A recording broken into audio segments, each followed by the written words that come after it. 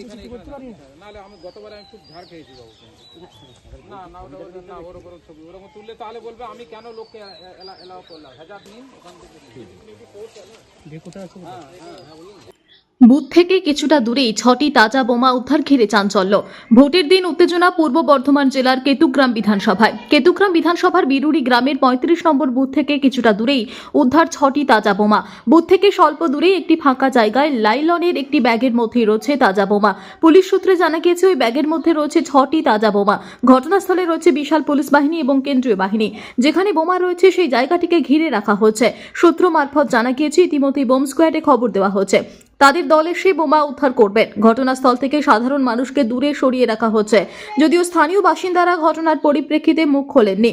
তবে প্রশ্ন উঠছে কিভাবে ভোটের দিন বুথ সংলগ্ন জায়গায় বোমা পাওয়া গেল, কী কারণে রাখা হয়েছিল এই বোমা, যদিও কে বা কারা বোমা রেখেছে তা এখনো পর্যন্ত জানা যায়নি।